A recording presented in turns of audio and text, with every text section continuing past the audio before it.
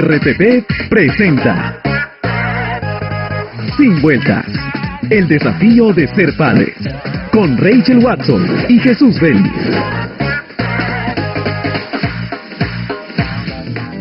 Días los pasas pretendiendo ser normal.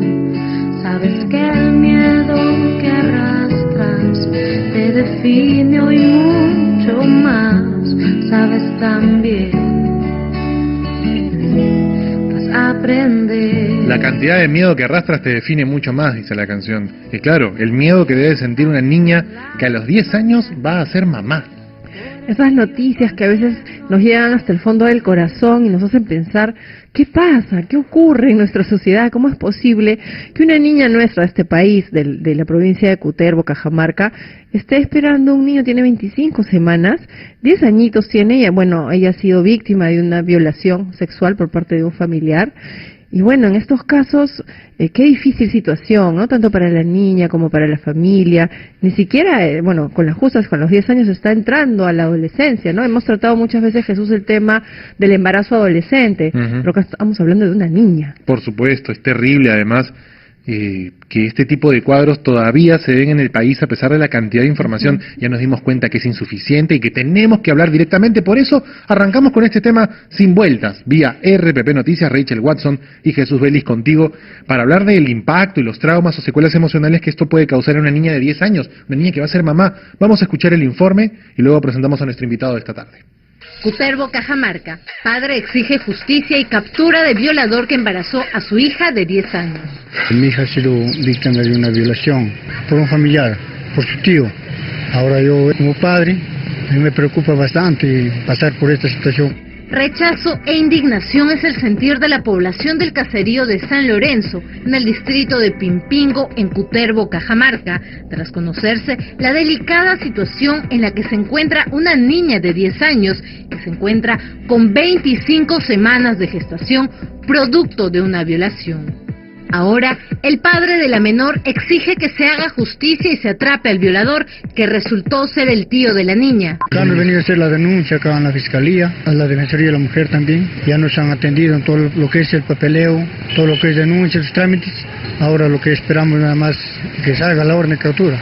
Al respecto, representantes de la Defensoría del Pueblo en Cutervo ya iniciaron las coordinaciones judiciales pertinentes para atrapar y sancionar al violador, que responde al nombre de Amado Burga Delgado, de 63 años. Estamos coordinando con todos los operadores judiciales, en este caso con la Fiscalía, el tema de la menor. Ya se les ha hecho lo principal, los reconocimientos médicos, las pericias psicológicas, las declaraciones. Estamos a la espera de la remisión de un informe policial y de ellos lo inmediatamente posible que vamos a solicitar en la prisión preventiva. Cada día, 15 niñas de entre 11 y 15 años se convierten en madres en el Perú, poniendo en riesgo su salud y su futuro. En 2015 dieron a luz 1.538 niñas de entre 11 y 14 años y 3.950 de 15 años. ¿Cómo ayudar a una niña a superar el trauma de una violación sexual? ¿Cómo explicarle que a su temprana edad dejará de ser niña para convertirse en mamá? Las cifras son realmente alarmantes, ¿no? Cada día 15 niñas de entre 11 y 15 años se convierten en madres en el Perú. Tremendo. Terrible. Bueno, vamos a hablar de este tema con el doctor Humberto Castillo, él es médico psiquiatra, para entender también de manera más concreta qué pasa en la mente de una niña y qué cambios en su emoción, en su personalidad tiene una menor de 10 años que va a ser mamá. Humberto, buenas tardes, bienvenido a Sin Vueltas, ¿cómo estás? Sí. Hola Jesús, hola Rachel. Hola Humberto, ¿cómo estás? Qué gusto tenerte por acá. Qué gusto también. Bueno, qué pena que el tema en verdad sea bastante crudo, ¿no? Sí, pero eso sí, realmente, ¿no? Pero es innegable, la estadística es tremenda, es lapidante, 15 niñas por día que van entre los 11 y 15 años son mamás, 15 por día. Sí, realmente impresionante, ¿no? Para las personas que escuchamos esto, que podemos atender esto, resulta ya tan doloroso. Imaginemos cuánto dolor para esta niña, ¿no? A veces decimos, es una niña que está esperando un bebé, pero en realidad no está esperando nada. Esta niña está angustiada, sufriendo, confundida. No claro. Es una niña claro, no es una espera deseada, claro, ¿no? Ni de lejos un deseo ni entendiendo bien qué está pasando, ¿no? Porque, claro, es una situación extrema, una situación que sorprende, una situación donde no tiene referentes ella para saber qué hacer, cómo actuar. También la propia familia, como dice, ¿no? Claro, se atina a buscar justicia, a atender el tema legal, pero el tema de la vivencia, del estar pasando la situación, sí, pues realmente es una situación extremadamente crítica, ¿no? Claro, porque no solo es el tema del embarazo en sí, sino en la mayoría de los casos el tema de la violencia sexual que han sufrido. Entonces esa niña también está con un trauma, ¿no? Y necesita una atención psicológica y hasta psiquiátrica en algunos casos, pero con el embarazo también es difícil un poco el tema psiquiátrico con una niña, trabajarlo, ¿no? El abordaje médico tal vez. Sí, ¿no? O sea, acá como que hay que desagregar un poco, ver el presente de la niña, ver el futuro inmediato que tendrá que ver con cuál va a ser el curso de este embarazo, si es que llega a una situación de término viable, y luego ver el futuro. Pero también mirar qué ha pasado en la vida de esta niña, qué ha pasado en su historia, en su entorno, como para que se produzcan estas cosas, ¿no? Como así un tío de 65 años, que seguramente es una persona de su entorno de confianza, ¿qué pasa por la mente de este señor o de esta persona para que pueda cometer semejante abuso, ¿no? Entonces, claro, a veces, como dicen, caras vemos las apariencias de las personas, pero ¿qué hay en sus mentes? ¿No? ¿Cómo están sus mentes? ¿Cómo están sus desarrollos emocionales? ¿Cómo están sus sentimientos? Sus formas de pensar, sus formas de sentir. Y a veces no le prestamos atención a eso, ¿no? No, y también cómo están los padres de estas niñas, ¿no? Porque tienen que tener, así como hay sentimientos, hemos escuchado al papá, la indignación y el querer justicia, también hay sentimientos probablemente de culpa, ¿no? De que no cuidaron o que encomendaron a alguien el cuidado de la niña y fue transgredida la confianza, porque es un familiar tan cercano que hasta los mismos padres muchas veces confiamos, ¿no? Nosotros íntimos confiamos más cerca de la familia, ¿no? Y justo la familia tío, es la que el abuelito, claro, ¿no? Y justo es quien transgrede esto tan íntimo, que no son hechos aislados, ¿no? Suele pasar que la violencia intrafamiliar es bastante grande, pero no es denunciada. Y ese es uno de los problemas también, bueno, ya un tema un poco fuera, pero que cuando evitamos denunciar estas cosas, el Estado no tiene ni idea. Porque como no se denuncia, no hay una cifra clara, absoluta, transparente de la cantidad de casos como este, de abuso intrafamiliar, no se pueden tomar medidas, porque la gente, las familias deciden callarse por no sé, pues por miedo, por vergüenza y no lo denuncian. Ahora, retornando al entorno familiar, ¿cómo es tan frecuente? Esto está ocurriendo cada vez más en nuestro país. Si nos toca ser papás de una niña, ¿no? Que ha pasado por esto, ¿no? Y ya la tenemos en casa, está embarazada, ha sido víctima de una violación. Pongámonos en los zapatos de estos papás un ratito, ¿no? ¿Qué hacer ahora? O sea, ¿cómo acompañarla? ¿No? Como usted dice, vemos el tema legal, todo eso ok, eso está en camino. Pero ¿y la otra parte? ¿Cómo la atendemos? ¿Qué hacemos? ¿Qué recomendaciones podríamos darles a estos padres? Sí, creo que la palabra clave es esta que decía Rachel, acompañar, ¿no?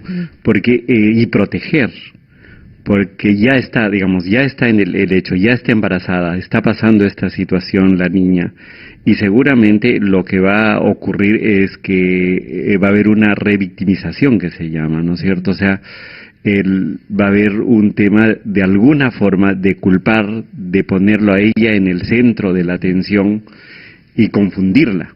Entonces acá el tema principal es protegerla, el tema principal es no dejar que la niña se sienta culpable, pero eso requiere un entorno inteligente, tranquilo y un soporte fuerte digamos, incluso de las instituciones, del personal de salud. O sea, no va a ser fácil, ¿no? No va a ser fácil. O sea, un tema es buscar justicia. Claro. Pero, claro, que ayuda un poquito a liberar la culpa. porque ahí aparece, digamos, el culpable y de alguna forma el culpable tiene que pagar por esto y eso libera un poco. Pero muchas veces los niños se terminan sintiendo culpables porque la familia se desintegra, porque entran en una situación de caos familiar, ¿no? Claro. Vamos a hacer una pausa para seguir ampliando este tema. ¿Qué traumas o secuelas emocionales pueden producirse en una niña que a los 10 años va a ser mamá? Regresamos aquí en Sin Vueltas vía RPP Noticias. Y esto no te sabe a nada, dices por qué no endulzas el café. Si fuera tan fácil pedir... Sin Vueltas.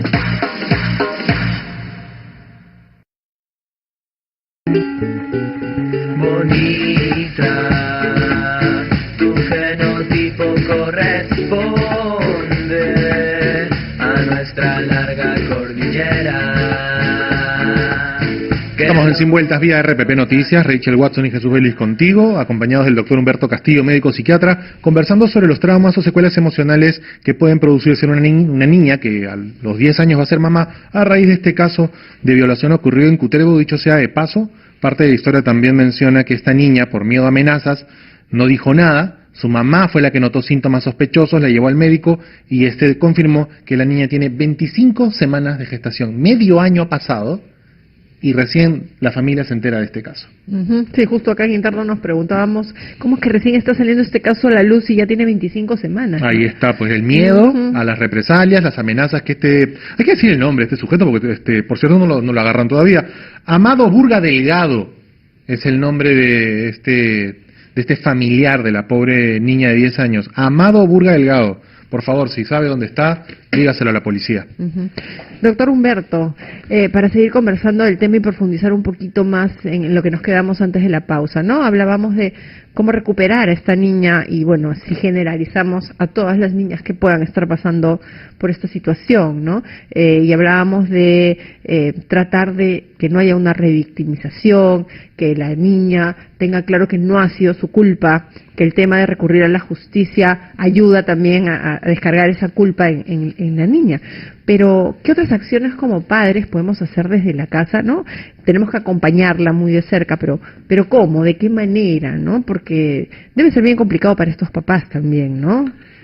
Claro, como que tenemos dos situaciones críticas, ¿no es cierto? Uno es el tema del abuso sexual a la niña, y luego tenemos el tema del embarazo.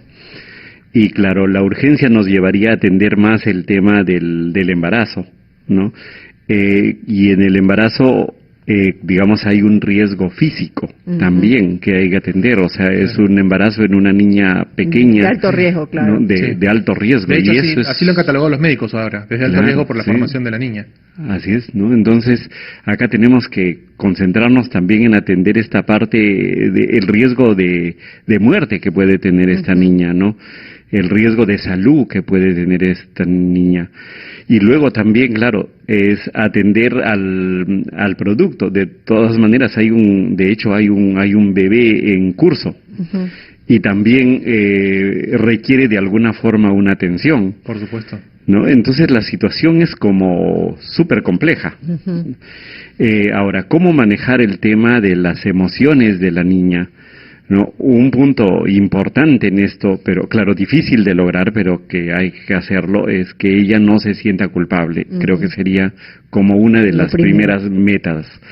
Y la otra es que es sacarle de la responsabilidad de una maternidad, porque es algo que ella no lo eligió, no lo pidió, no lo buscó. Claro, no se ha formado para afrontarlo. No se ha formado para eso y no está preparada para hacerlo. ¿No? Entonces, eso tiene que ser manejado también con una forma social también familiar. Claro, o sea, alguien tendrá que hacerse cargo plenamente De ambos. De ambos. Claro, porque ¿no? todavía ya está en edad de Así es. formación. Claro. Bueno, queremos que participes, que llames, cuéntanos tu historia, tu caso, tu opinión sobre el tema.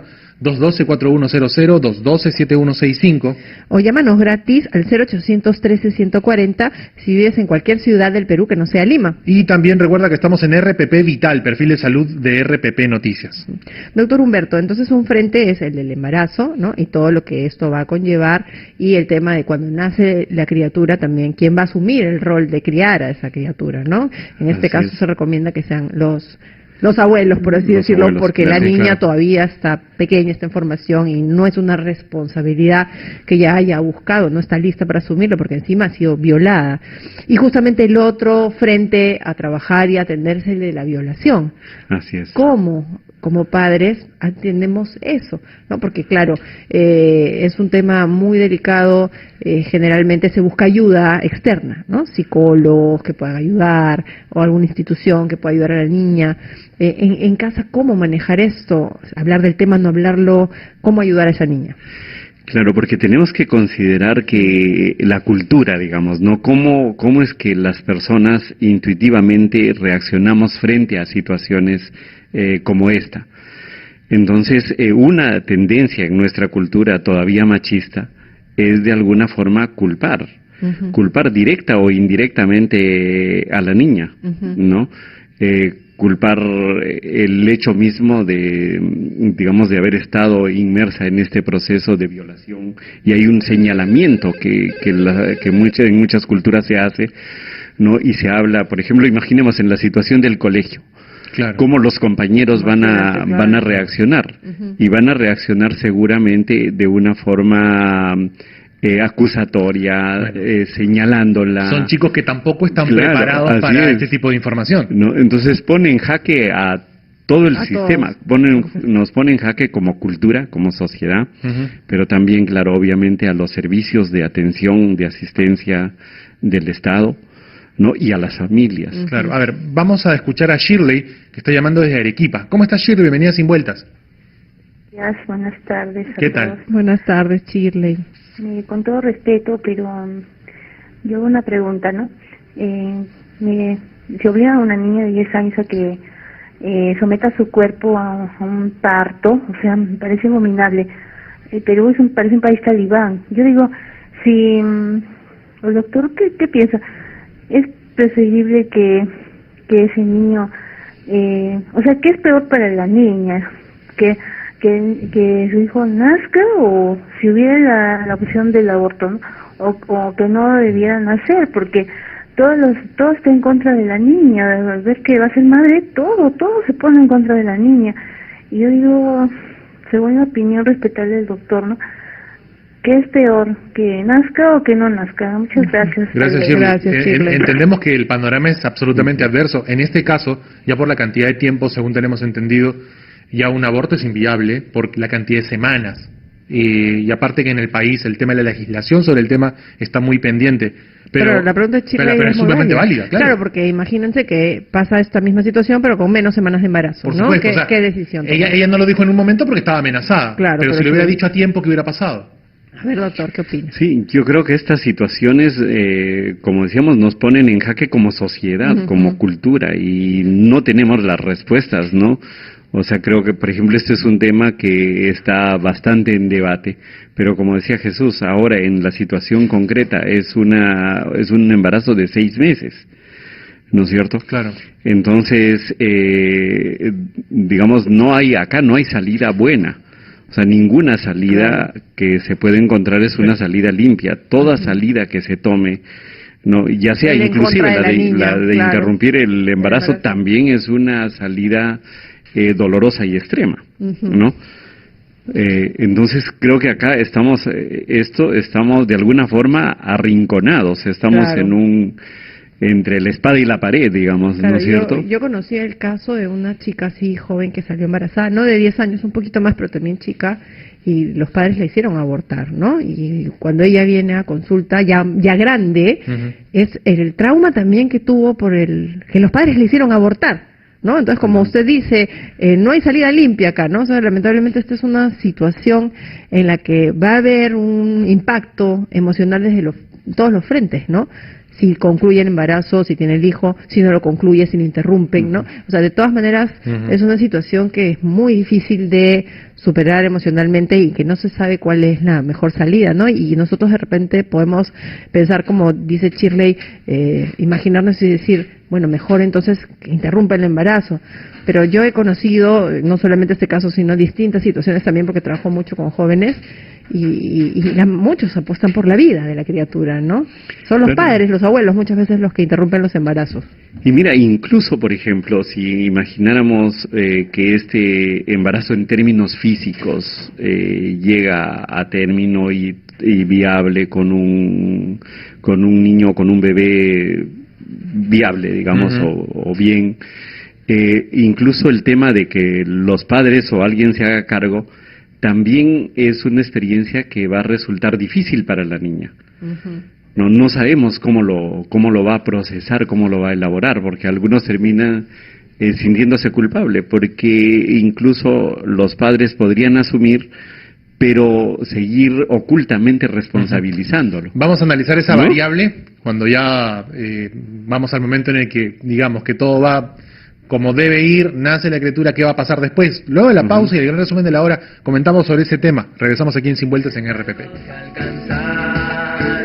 Se me va apagando el fuego, se me va apagando el fuego, se me va apagando el fuego. Regresamos en Sin Vueltas vía RPP, Jesús Vélez y Rachel Watson, conversando esta tarde con nuestro invitado, el doctor Humberto Castillo, médico psiquiatra, a raíz de este caso de esta niña de 10 años que en Cutervo está atravesando por un embarazo, ¿no?, de 25 semanas y ha sido producto de una violación sexual. Y justo mientras estábamos en la pausa acá debatíamos en la mesa con el doctor también como sociedad, cómo estamos fallando en este caso, en este sentido, ¿no? Porque desde la escuela también, por ejemplo, ¿no? Si recién está saliendo el caso a luz, los papás recién han entrado a tallar, ¿qué pasó con esta niña? ¿Estaba yendo al colegio? ¿No estaba yendo al colegio? En el colegio vieron si es que pasaba algo extraño. O sea, son muchos frentes que hay que ver, claro, en que como sociedad desde distintos lugares no estamos respondiendo, ¿no? Leí también hace un rato que otro caso de una niña, Sandra, de 13 años, también fue violada y también salió embarazada, y que la madre, una mujer muy humilde, en este caso una campesina de Huánuco, intentó denunciar el hecho, pero nunca tuvo ninguna respuesta y no pudo pagar un abogado, ¿no? Entonces también todo el sistema legal como respalda el poder reivindicar estos casos, ¿no? Como sociedad, ¿qué estamos llamados a hacer? ¿Por qué estamos con esta inacción? ¿Cómo se va llegando a esta situación, ¿no? Esta es como una secuencia de omisiones, de negligencias, de desatenciones que hacen que lleguemos a este extremo, ¿no? Entonces, claro, por ejemplo, solamente el mismo hecho de 6 meses de embarazo y se les pasó a la familia, la mamá se dio cuenta como recién, ¿no?, de una niña después de 6 meses de embarazo. En la familia no se dieron cuenta, estaba pasando esta violación y no se daban cuenta, estaba siendo extorsionada esta niña, amenazada por esta persona, ¿no? Pero también, como dices, no se daban cuenta en el colegio. No se daban cuenta en la población. Claro, sus amigas. Sus amigas. De repente, ¿no?, dejó de ir al colegio porque muchas veces, pues, ¿no? Pero si los papás no sabían, no tienen como que mucha lógica. Pero si un chico se ausenta tanto del colegio, también es responsabilidad del colegio averiguar qué está pasando con ese niño. Vamos a escuchar a Marta, que nos está llamando desde Arequipa, para escuchar su comentario. Muchas gracias, Marta, por la espera. Imaginen ustedes por la oportunidad de tocar un tema tan terrible. Yo quería enfocar de otro punto de vista y desde mi testimonio, que yo ahora ya tengo 44 años, pero a lo largo de toda mi vida yo he tenido problemas porque mi abuelo materno me hizo tocaciones indebidas desde los 2 años y medio hasta los 5.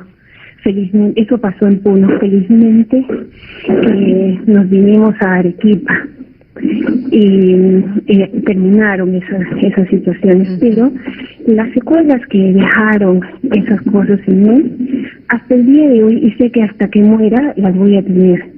Y eso yo quería aprovechar las ondas de RPP, para que todos los que nos están escuchando entiendan que eso no es solamente el punto ahorita de ver la pobre niña cómo estará, sino todo el resto de su vida. ¿Qué va a ser de esa niña?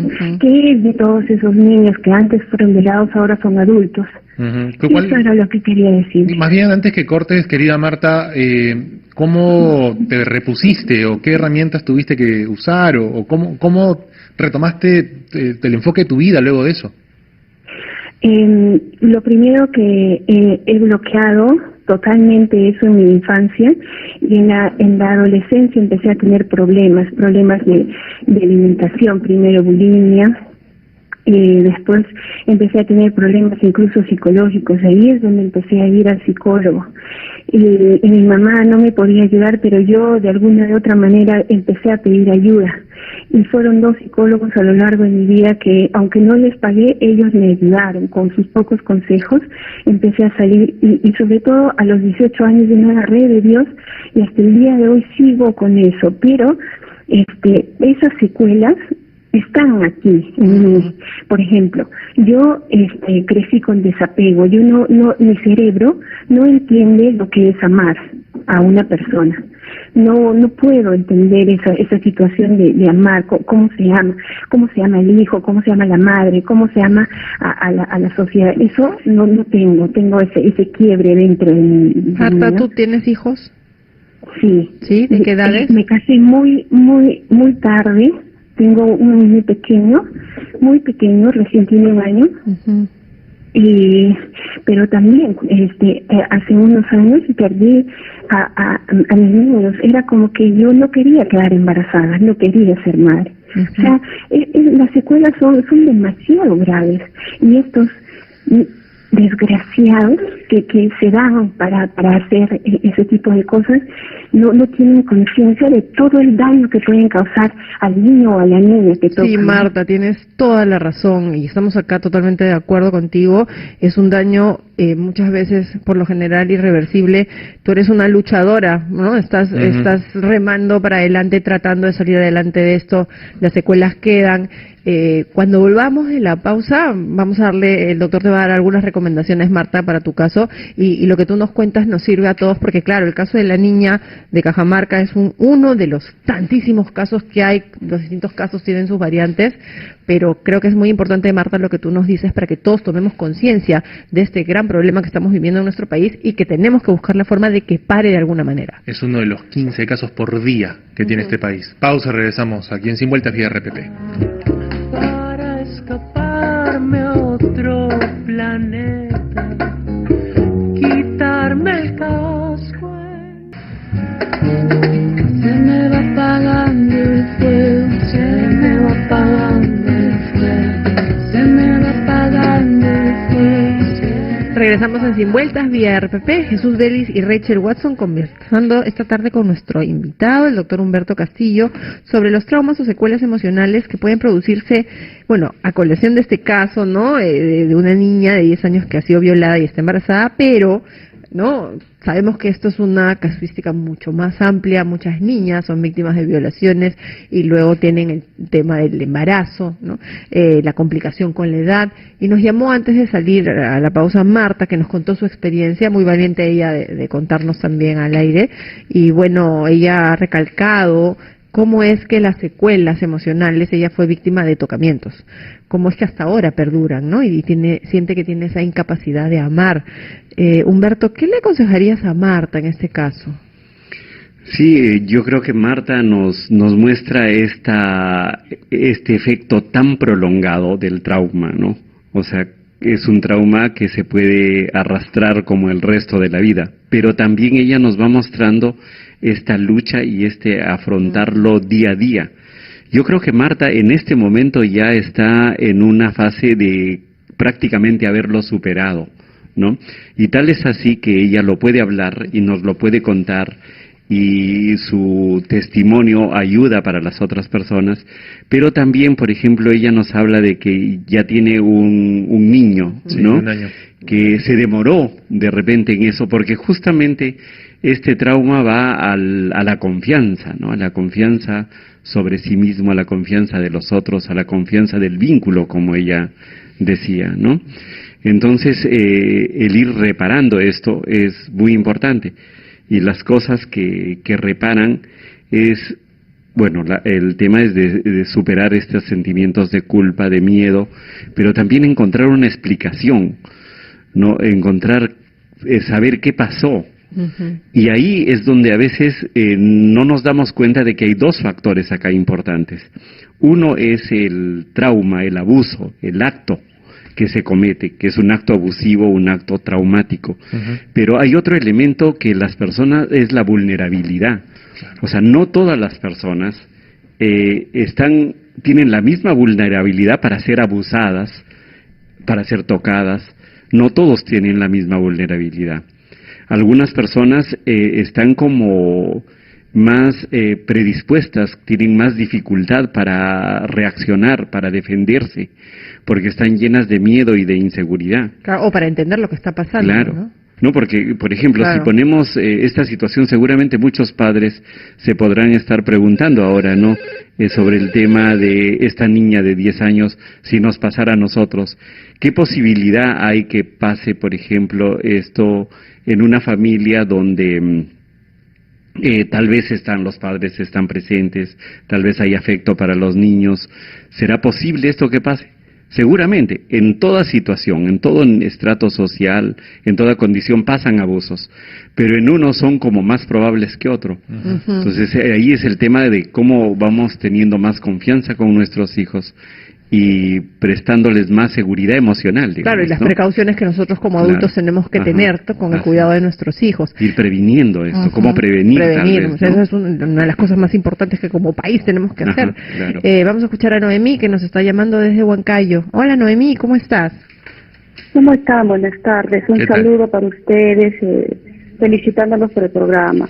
Gracias. Mire, yo en este caso que narran sobre la niña, muy triste, muy lamentable, muy indignante en realidad, yo quería dar el aporte de dar el mensaje a los padres, porque los primeros que tenemos que ser sensibles ante un cambio de actitud, en esta ocasión no se ha dado, o los padres no han sido muy sensibles o muy observadores, porque una niña cuando ha sido víctima cambia de actitud o da muestras de rechazos a ciertas personas, a ciertas situaciones o circunstancias, porque para que la niña haya quedado embarazada no habrá sido en el primer abuso, habrá sido de repente algo incluso sistemático, y los padres por eso tenemos que estar muy abiertos ante un cambio de actitud, un rechazo, una sugerencia, una petición de nuestros hijos cuando no quieren ir a ciertos lugares, no quieren que se le acerque a ciertas personas, y a veces somos muy indolentes o muy insensibles y no hacemos caso a estos llamados de nuestros hijos cuando ya ellos saben por qué no quieren ir o por qué no quieren acercarse a ciertas personas. Y el segundo punto, si me permiten, es sobre ya no podemos estar llorando sobre la leche derramada, sino también tiene que haber de repente otro programa en el cual se planteen sanciones severas para este tipo de personas, porque ya vemos que diariamente, como lo dijo también el señor que está ahí, se está viendo estos casos de violaciones y no hay pare, no hay freno. O sea, no solamente se trata de tratar de ayudar a la víctima, sino también de ver de qué manera podemos evitar en estas personas y darles sanciones drásticas y severas para que por lo menos piensen antes de hacer situaciones similares. De acuerdo. Gracias. Totalmente por proponerlo. De acuerdo, sí. Justo ahí hablamos, ¿no? Como sociedad, todo lo que nos toca hacer. Sí, claro. Aquí en el programa nos encargamos específicamente del tema de cómo ver la manera de solucionar el factor emocional en todo esto. Evidentemente la radio tiene otros espacios donde también permite el diálogo y el intercambio acerca de lo que un Estado debe hacer.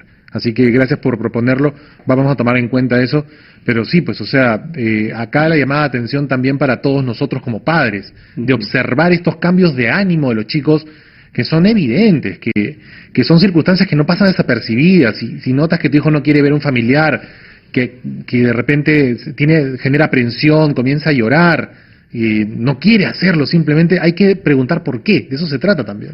Sí, claro, creo que cualquier cambio de conducta nos indica que algo pasa, es una señal de alerta, ¿no? Un cambio drástico de conducta, que generalmente suelen ser conductas negativas, ¿no? Llantos, irritación, conductas extrañas, retraerse, ¿no? Porque si vemos cambios de conductas positivos, justamente ahí estamos tranquilos, pero yo creo que es muy importante lo que dice Noemí, ¿no? Es esa observación de nuestro hijo permanentemente.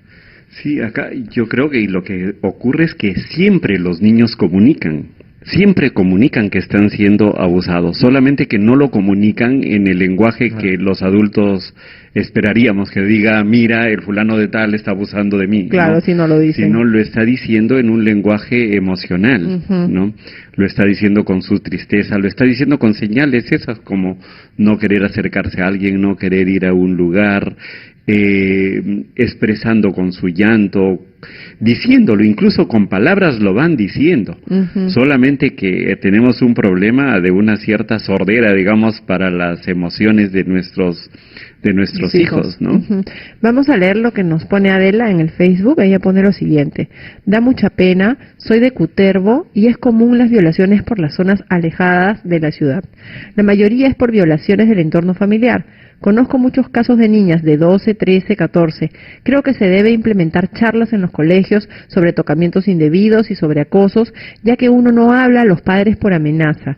Fui una víctima y estoy muy indignada y es un trauma que no se supera, ¿no? Y vamos a aprovechar de leer lo que nos pone Octavio también, que complementa lo que nos ponen: tratamiento psicológico para la niña de por vida y para la familia, porque siempre, por más niña que sea, la ignorancia hace que le echen la culpa y eso empeora el trauma. Ese es el otro asunto, ¿no? Lo que hablábamos al inicio del programa, que tiene que ver un poco con la reacción social sobre la vida de esta niña. Bueno, ya se está acabando este tema. Doctor Humberto, algunas conclusiones para como padres estar siempre alertas y como sociedad también, ¿qué podemos hacer? Sí, yo tomar una de las frases más bien que decía Jesús en el intermedio, y este tema de que todos tenemos una responsabilidad. No creo que si nos sentimos todos de alguna forma responsables de esta situación, de cómo como sociedad hemos permitido o estamos permitiendo que ocurran casos como de la niña que ha sido embarazada de esta forma abusiva, no creo que tenemos que responder. Si hacemos esto en el colegio, los padres, prestarle atención a las emociones. Los niños gritan eso, pero no los escuchamos, ¿no? Claro, el tema de la prevención, ¿no? Porque como pone Octavio, y ya todos lo sabemos y lo hemos escuchado también de las personas que nos llaman y han sido víctimas, es un trauma que queda de por vida, ¿no? Entonces, tratamiento psicológico, acompañamiento permanente tanto de los padres como de la comunidad. Pero antes de llegar a ese extremo, como decía Noemí, no llorar sobre leche derramada, el tema de la prevención tenemos que darle duro a eso, yo creo que, y bueno, buscar el respaldo también de las autoridades, definitivamente. Sí, claro, mejorar nuestra capacidad de reacción sobre todo, porque acá la reacción ha sido tardía en todos los aspectos, y hemos mencionado y citado actores claves que tienen que ver con la familia directa, tiene que ver con el colegio, la comunidad, el círculo social de esta niña de 10 años. Vamos, ¿qué niño de 10 años no tiene un círculo social que también pudo haber estado atento a cambios, a alguna conversación? Los chicos son los que notan esos cambios también, y la confianza entre ellos y la comunidad que trata de solucionar las cosas. O sea, acá le hemos fallado todos. Y bueno, si ya está el caso dado, lamentablemente, pues hay que enfocarnos en recuperar emocionalmente a esa niña, que va a ser un proceso difícil y largo, y como padres corresponde asumir también eso, ¿no? De repente no se tuvo el cuidado y ocurrió la situación, pero ya una vez dado el hecho, esa niña, esperemos que no quede abandonada emocionalmente, ¿no? Y que tenga todo un acompañamiento. Ahora, y retomando un poco la llamada que tuvimos de Arequipa, no me acuerdo el nombre, creo que fue Marta. Ella mencionó que bloqueó todos estos recuerdos durante un tiempo.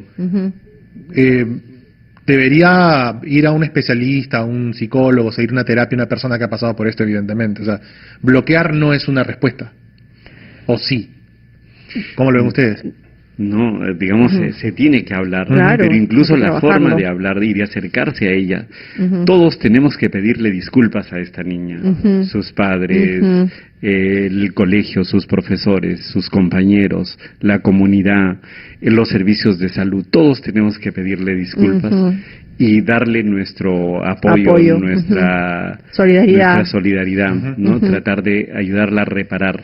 Claro que sí, que quede claro eso sobre todo. Sí, muy bien, Humberto. Vamos a continuar conversando contigo después de la pausa, ya vamos a cambiar de tema y bueno, regresamos en un momento con ustedes. Claro que sí, porque vamos a hablar de un tema que también va a preocupar a muchos padres y tiene que ver con la obsesión que algunos adolescentes y jóvenes generan para parecerse a personajes de ficción, incluso, y hay que remarcar obsesión. Ese es el término que vamos a usar luego de la pausa, aquí en Sin Vueltas vía RP. Quitarme el casco en una atmósfera desconocida y ver si ahí también se... Sin Vueltas. Llevarte al espacio sideral, volar como lo hace Superman, me tienes tan debilitada. 5:34 de la tarde, esto es Sin Vueltas vía RPP Noticias, Rachel Watson y Jesús Vélez contigo, y vamos a hablar ahora de un tema que seguramente preocupa a muchos padres y tiene que ver un poco con, me imagino, un poco con la obsesión también, acerca de jóvenes que transforman su cuerpo para parecerse a personajes en la ficción. Hay chicos que se obsesionan con cierto ideal y en base a ese ideal van de repente entrando al gimnasio, cambiando el tinte del cabello, cortándose el cabello, haciéndose un tatuaje, hasta el punto incluso ya de, si hay más plata y hay más tiempo y hay más obsesión aún, cirugías. Ajá. Bueno, y tenemos, por ejemplo, esta noticia, este caso tan interesante de la joven Natasha Encinosa, que ella ha transformado su cuerpo para verse igual a Chun-Li, Sí, que es un personaje de la saga Street Fighter. Para los que hemos jugado Street Fighter en la adolescencia, y hemos jugado con Chun-Li varias veces, esta chica Natasha Encinosa, que por cierto tiene un perfil de Instagram en donde muestra también toda la metamorfosis y los ejercicios que hace, ¿no? Para mantenerse. Bueno, y el término que se utiliza es cosplayer. Es una palabra que se utiliza en festivales y se relaciona a personas que se disfrazan de personajes ficticios, y hay concursos, hay comunidades enormes de cosplayers en el mundo. Pero hicimos esta pregunta en la calle: ¿qué opinas de aquellos jóvenes que transforman su cuerpo para parecerse a sus personajes en la ficción? Vamos a escuchar las respuestas y las comentamos luego con el doctor Humberto Castillo, médico psiquiatra. Falta de amor propio, de autoestima. No tuvieron amor de padre, de familia, me imagino. Los chicos que es su fan, a veces que uno son sus fans, se quieren parecer, pero llegar al extremo de hacer cirugía, no me parecen. Yo creo que esas personas en verdad deben tener algún tipo de problema emocional o de percepción de su imagen, porque si no te quieres como te ves y encima quieres parecerte a alguien y te lastimas para parecerte a alguien, es un poco raro, ¿no? No deberían hacerlo, no, porque cada uno debe de quererse a sí mismo, quererse, aceptarse tal y como eres. No es necesario de que hagas eso. Que no se quieren, son fingidas. Yo creo que las personas nos debemos aceptar tal y como somos. Pero de repente en algunas cosas positivas se puede imitar a algunas personas, ¿no? Interesantes las respuestas de los chicos. Doctor Humberto, ¿qué opina de lo que ha escuchado? ¿No? A mí me llama la atención, por ejemplo, varios hacen alusión a la autoestima y que uno tiene que aceptarse como es, y que al extremo incluso de hacerse algún tipo de daño, ¿no?, corporal, es mejor aceptarse. Sí, ¿no? Todo por un like, como dicen, ¿no? Claro. Todo por un like. Creo que lo que pone de manifiesto es un tema del reconocimiento, ¿no?, de las personas. O sea, todas las personas requerimos afecto. Y requerimos afecto desde que nacemos. Y cuanto más pequeños, más afecto requerimos porque necesitamos que nos cuiden. Y las formas de conseguir el afecto van variando. Para algunos niños basta con el hecho de existir y la gente le va a rodear de afecto. Pero para otros como que hay que hacer algunos esfuerzos. Entonces unos se van haciendo graciosos, otros inteligentes, otros bonitos, otros acomedidos para conseguir el afecto. Cuando todas estas estrategias de conseguir afecto fallan, no son suficientes, están ahí como latentes, la gente como que ya pasa a estrategias más radicales. Y una de estas es tratar de parecerse. Y en este tratar de parecerse puede ir desde una simulación, ¿no?, hasta realmente hacer una transformación como en este caso, ¿no? Y a veces, claro, lo que uno ve es que por conseguir este afecto toman riesgos importantes, no solo costos importantes, sino riesgos importantes. Y eso nos marca la necesidad de ese reconocimiento que tienen. Entonces las personas en el presente pueden tener una necesidad de reconocimiento, pero que no es que lo necesitarían para su presente, sino que son necesidades que vienen acumuladas, retenidas, guardadas, y por eso que incluso pueden llegar a situaciones en las que salen perdiendo por tener este afecto, ¿no? Porque ese es un afecto que lo tienen como un ansia, como un vacío, y a veces ya llega el punto que nada les llena, digamos, ¿no? ¿Y qué pasa, por ejemplo? Ya, acá se entiende el tema de que muchos jóvenes buscan parecerse, transformarse por este tema de necesidades afectivas, de ser reconocido. Pero, por ejemplo, si entrevistamos a esta chica, no la conocemos, ¿no? Ajá, y ella nos dice, no, que ella se siente muy bien, que justamente eso es parte de su proyecto de vida, es parte también de su trabajo actual, ¿no? ¿Cómo saber dónde está el límite en que esta conducta es perjudicial o no, ¿no? Porque estamos asumiendo que ella podría tener un tema de autoestima y no necesariamente es así. Sí, claro. Yo creo que el punto para diferenciarlo estaría en que, digamos, si es que uno al hacer algo para tener ese afecto o ese reconocimiento y lo obtiene, ese reconocimiento le va a calmar la ansiedad, la necesidad y se va a sentir satisfecho. Pero a veces ocurre que lo tienen y no se calman, y quieren más, y quieren más, y quieren más. Entonces ahí ya estamos en un tema de, más que de necesidad, de ansias, ¿no? Claro. Y ahí ya es un tema señal de alarma, ¿no? Ya es señal de alarma. Por ejemplo, en el caso de Natalia Encinosa, bueno, ella ha invertido muchas horas de trabajo y ejercicio, pero les cuento el caso de Pixie Fox. Ella es una modelo inglesa de 25 años que ha gastado $120,000 en 15 operaciones, se ha retocado nariz, ojos, pechos, glúteos, se ha quitado 6 costillas para reducir su cintura a 35 centímetros para parecerse a Jessica Rabbit. Claro, ahí estamos hablando ya de un tema mucho más denso. 25 años, ¿eh? Claro. Y tal vez no está satisfecha con eso.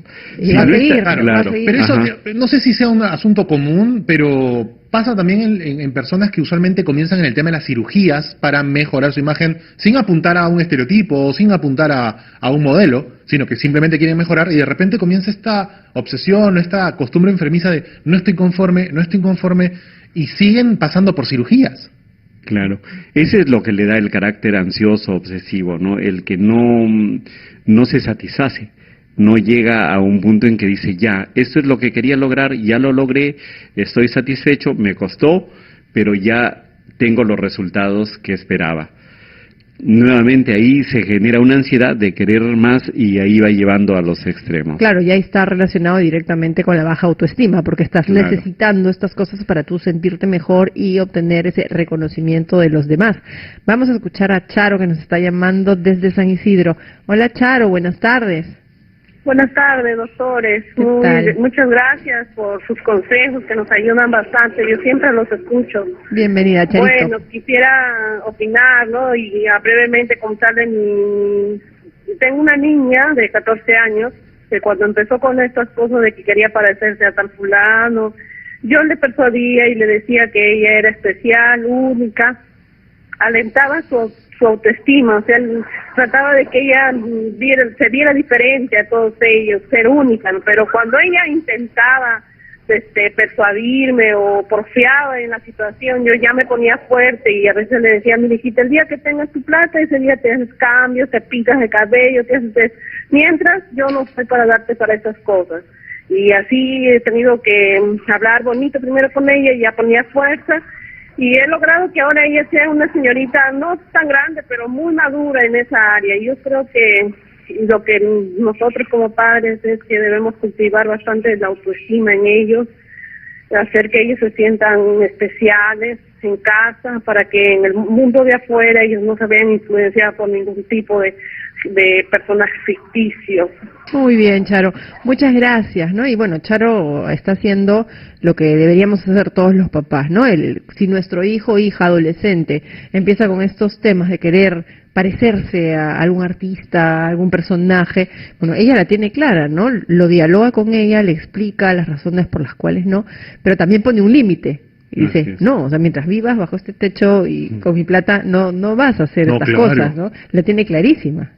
Claro, no hay cosas que sí se pueden regular con ese tipo de comportamientos, de conversaciones, pero también es importante considerar cómo es que se va formando la imagen de una persona. O sea, las personas usualmente no nos vemos a nosotros.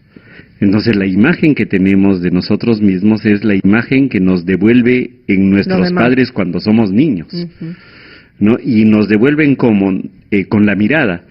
Si nos miran, si se sonríen, si actúan como que están frente a algo bueno, no, o alguien bueno, entonces vamos llegando a la conclusión que somos buenos, que somos bonitos, que somos inteligentes, que somos amados que como somos. Así es, no tenemos claro, que ser diferentes. Pero si miran a otro, ¿no? Si admiran a otros y no miran a sus hijos, entonces el niño va a tratar de parecerse a quien estaba mirando los padres. Mientras vamos a la pausa, te dejamos de tarea en casa que entres a Google y busques Adam Guerra, un chico de 29 años que ha invertido $175,000, chico, para 18 operaciones para parecerse a Madonna. Regresamos luego del corte aquí en Sin Vueltas vía RPP Noticias.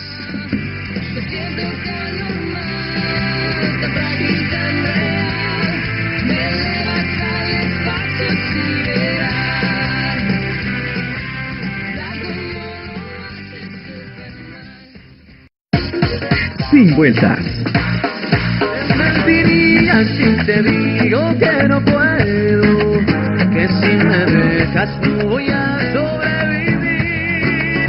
Te mentiría si te digo que yo vuelvo a hacer de nuevo alguna vez más. 5:48, seguimos en Sin Vueltas vía RPP Noticias. Rachel Watson y Jesús Vélez contigo. Esperemos no fomentar una obsesión con parecidos a nosotros. No, es una pésima idea.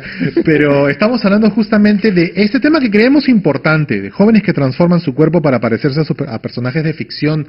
Y con Humberto Castillo, nuestro invitado esta tarde, él es médico psiquiatra, veíamos también en el corte algunos casos, incluso que de repente no suenan tan fantásticos como el buscar el parecido de un personaje, sino que también tiene que ver un poco con el narcisismo, un poco con la exhibición en redes. Le mencionaba que hay un estudio que se hizo hace 3 años en España, que se había incrementado en 15% el número de rinoplastias, básicamente por Instagram, por esta red social de fotografía, y además hay un doctor, les cuento ahorita, Eli Levine de la clínica Upper East, que menciona que esta tendencia llega al quirófano también, y la gente lleva fotos de los cirujanos plásticos, de fotos de ellos mismos, que les gustan, este es mi mejor ángulo, y quieren quedarse así para siempre, quieren que el cirujano les cambie la cara para que se parezcan a la foto de ellos mismos. Claro. Ahora, ahí es el tema de consigo mismo, ¿no? Tal vez el buscar el mejor ángulo para mí mismo, pero en el caso del tema que estamos hablando ahorita, va más allá todavía, ¿no? Claro. Es parecerme a otro, no la mejor versión de mí mismo, por así decirlo, sino ser físicamente igual, parecido al otro, e inclusive también adoptar la personalidad de la otra persona, ¿no? Porque al final cuando los chicos buscan parecerse a un artista o a un ídolo, a quien sea, también asumen la personalidad un poco de ese ídolo. Doctor Humberto, ahí, ¿cuándo es que podemos darnos cuenta que estamos tratando ya de repente con un problema más grave, por ejemplo, un problema de personalidad, ¿no? Porque ahorita estamos hablando de que la autoestima, ¿no? El reconocimiento puede llevar a los chicos a buscar parecerse, pero también hay temas ahí de personalidad. Claro, de hecho acá hay temas más que todo de ansiedad, ¿no? De ansiedad, pero también yo creo que es un tema de la propia cultura, porque creo que cuando hablamos de perfil, las personas de perfil, de imagen, también podemos referirnos, por ejemplo, a nuestras capacidades, a nuestras habilidades, a nuestra manera de ser. No solo al físico. Claro. Entonces yo creo que las redes, que son muy visuales, han desplazado casi todo el tema del afecto y del reconocimiento a una foto, a una instantánea. Exacto, un momento. Entonces la persona quiere mostrar todo en una imagen, no todo su ser lo quiere poner en una imagen. Y eso le lleva a trabajar todas estas cosas, a invertir tanto en lo que es la imagen visual, ¿no? Entonces como que esto está cambiando la cultura y se encuentra con un vacío de afecto, con un tema de necesidades de reconocimiento, ¿no? Vamos a escuchar a Luis, que llama desde San Juan del Lurigancho. ¿Cómo estás, Luis? Bienvenido a Sin Vueltas. Doctor y doctora, muy buenas tardes, doctor Jesús. Yo no soy doctor, pero ¿cómo estás? Buenas tardes, Luis, ¿cómo estás? Te escuchamos. Humberto Castillo es el doctor aquí. Sí, acá estamos con el doctor Humberto Castillo. Doctor Rachel, buenas tardes. Buenas tardes. Que nos acompaña, el agradecimiento por la predisposición para venir a ayudarnos. Gracias, Luis. La consulta que le quiero hacer y perdónenme usted, doctor, y Jesús, es una pregunta respecto al tema del primer bloque, y le agradecería enormemente que me pueda prestar una respuesta. El asunto es el siguiente: yo tengo una pareja en la cual a lo largo de 2 años, en una primera ocasión cuando tenía 10 años, corrió el riesgo de un intento, por poco le salvó de violar a un tío, y en una segunda ocasión, cuando tenía 16 años, fue producto, la violación se consumó para un pariente también, y quería saber cuánto de lo que le había pasado. Ella tiene en este momento 44 años, cuánto de lo que le ha pasado puede generarme problemas como pareja, y de qué manera me puedo ayudar y cómo puedo hacer para ayudarla también, porque a veces me da la impresión de que las cosas que le han sucedido en el largo de la vida como que le han quedado marcadas, ¿no? Y hay situaciones en las cuales me toco nervios y no sé qué hacer. Y cuando escucho el programa y analizo y veo que de repente hay esas cosas que no han sido superadas, porque cuando se enteraron en casa, sus padres no le creyeron lo que había pasado, que se parece equivocado porque era un pariente y que le decían que cómo se iba a generar un problema, que iba a decir la familia. Prácticamente no lo creyeron, y eso también la marcó mucho, que cuando ella se lo comentó a su padre le negó la posibilidad de esclarecer las cosas y darle su lugar. Eso también la marcó mucho. Claro. Luis, y en tu relación de pareja, ¿tú qué conductas, qué actitudes notas de parte de ella que tú inmediatamente asocias con estas situaciones que ella tuvo? A veces, en lo que es en la parte de la intimidad, en el día a día también, en una ocasión me escuché de que cuando una persona sufre de este tipo, como que se vuelve muy individualista, es como muy, a ver, como que se vuelve muy, ¿cuál es el término? Muy ermitaña, se aleja, se aísla, en vez de decir lo que tiene, se lo guarda, se reserva todo, y a veces cuando hemos tenido situaciones de diferencias, de solamente conversar, y a veces cuando ella no puede sustentar algo, como que toque en el momento nada más le salen sus lágrimas, y yo le siento. Tengo de repente esa sensibilidad para sentirlo cuando ella está a punto de quebrarse emocionalmente y llora rápidamente, y esa serie de detalles. Pero en alguna ocasión, sobre todo en la intimidad, a veces por situaciones, a veces de juego, hay como que a veces cuando hemos empleado un poquito de fuerza, como que al toque revive en ella eso y la marca, y como que me queda un rechazo hacia mí, y después cuando le he buscado no me quería decir, han pasado varios días, y cuando analizándolo, porque en vez de decirme las cosas y intentando adivinar el porqué, me dice: sí, me acordé de lo que me pasó y perdóname, me dice, no, pero soy yo quien tiene que rebuscar y analizar. Claro, se y acuerda. me pregunto cuánto de eso la ha marcado en su vida y cuántas cosas más, y que yo me pueda dar cuenta para ayudarla. Luis, Ayúdame, ¿y ella ha por favor. recibido tratamiento psicológico en algún momento? No. Muy bien, No. Luis. Vamos a tratar de orientarte con respecto a lo que nos estás contando. A ver, doctor Humberto, ¿qué le podemos aconsejar a Luis? Sí, realmente, claro, Luis cuenta esto con cierto dolor, ¿no? Con cierta preocupación, angustia, y es razonable. Ahora, ¿qué es lo que puede hacer la pareja, no?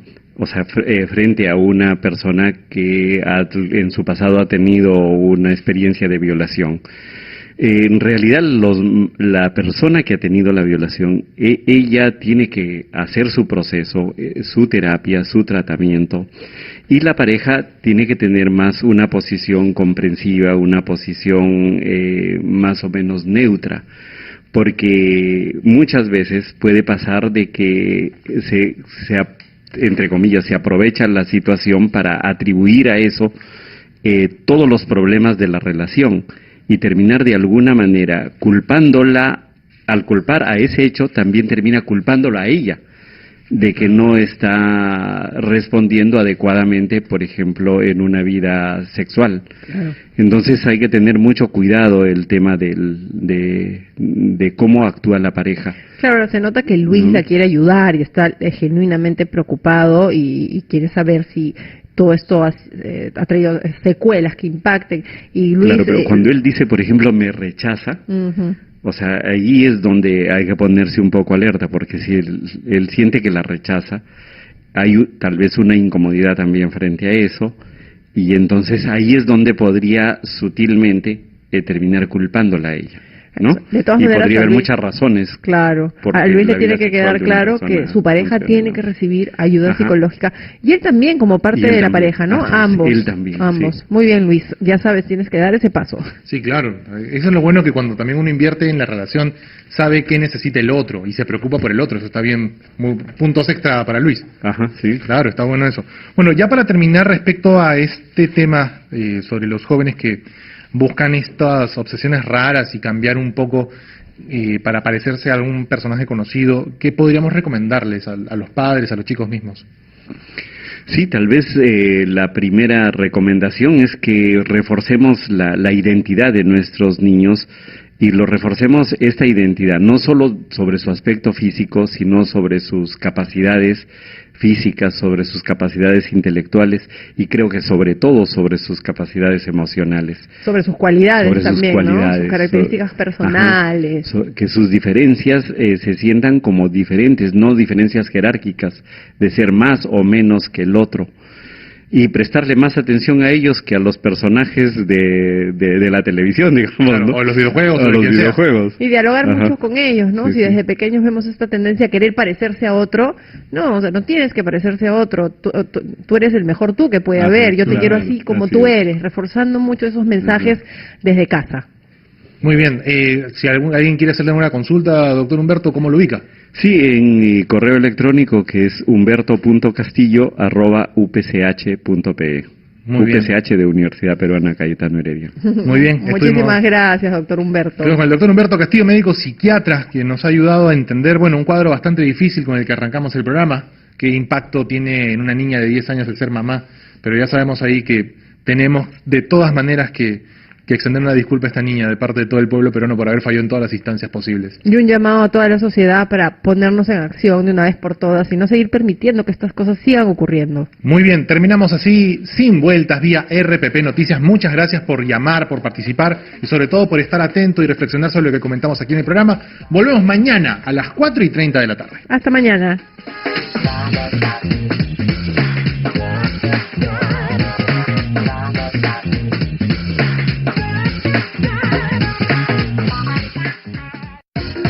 RPP presentó Sin Vueltas, el desafío de ser padre.